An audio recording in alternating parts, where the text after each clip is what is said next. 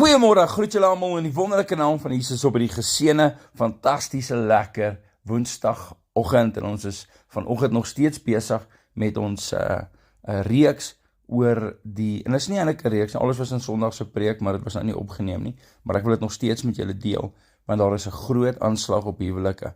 En onthou, nommer 1 was vyand, jou verlede, nommer 2 is verwerping, en dan nommer 3 vanoggend is verdeeldheid. In Markus 3 vers 24 lees ons, en as die koninkryk teen homself verdeeld is, kan daardie koninkryk nie bly staan nie. So in jou huwelik moet jy saamwerk. Julle moet na dieselfde rigting toe stap. Jy kan nie na 2 verskillende rigtings toe stap nie.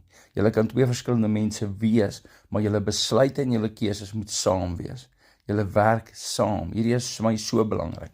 Okay, daar is so baie huwelike en verhoudings daar buite waar mense, elkeen doen hulle eie ding.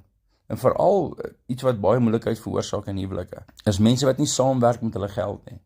Die een doen sy eie ding en die ander een doen hulle eie ding en dan later beklei hulle en hulle jok vir mekaar en hulle sê nie vir mekaar wat aangaan in hulle geldsaak en dit bring baie moeilikheid. Alles hierdie kom uit dinge uit wat mense voor my gesit het en redes wat hulle skei. Hierdie is redes hoekom mense skei. So jy moet saamwerk. Dit is vir ons so belangrik dat jy vanoggend hoor, jy moet saamwerk. Dit is spanwerk, okay? Julle moet saam dit doen wat die woord van die Here vir julle leer. Hierdie is baie belangrik. Met ander woorde, julle loop dieselfde pad. Julle praat uit dieselfde mond uit. Julle bespreek die toekoms, die naweek, wat jou nee moet, die ma se nee moet die pa se nee wees. Julle moet nie in verskillende rigtings uit ingaan in die lewe nie.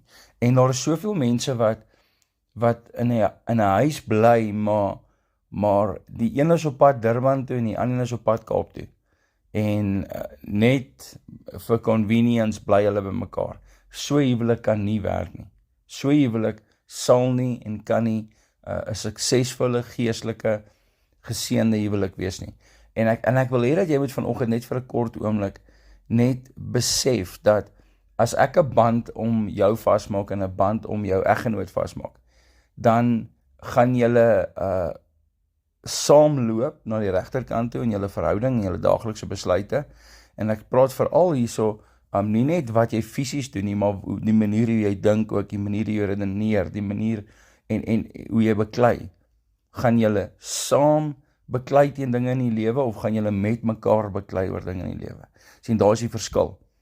Gaan julle saam beklei en sê, weet jy wat, gaan ons saam fight vir wat reg is en saam veg teen wat verkeerd is. En ek dink die belangrikste punt uit alles vanoggend is, gaan julle saam die Here dien, saam bid. Hoekom is dit belangrik? Waar 2 of 3 oor 'n saak saamstem, so sal dit wees. Presies. Dis kom die vyand baie keer verdeeldheid bring in verhoudings, want hy weet as julle saam bid, staan julle op God se woord en so sal dit wees. Dis alles belangrik hierdie.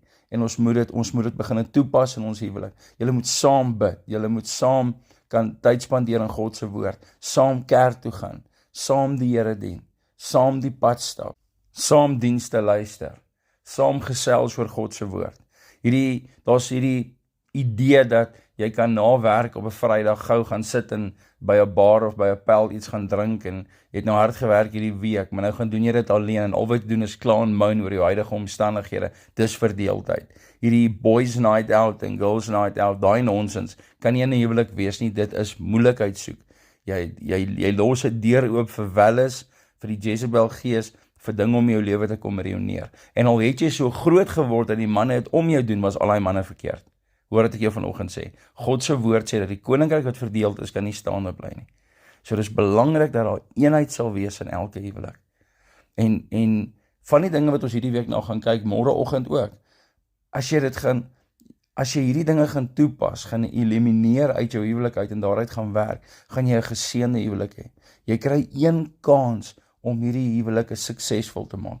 En kom ons gebruik dit ten volle.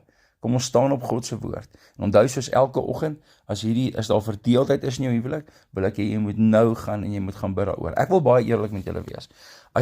Ons gaan dalk volgende week nog aangaan met hierdie. As julle al hierdie punte gaan toepas, gaan jy geen persoon hoef te sien vir huweliksberading of moeilikheid in jou lewe nie. Jy gaan net moet gaan en sê, okay, ek wil werk aan my huwelik, hierdie is die punte, hier is die verse, kom ons begin saam 'n besluit neem daaroor.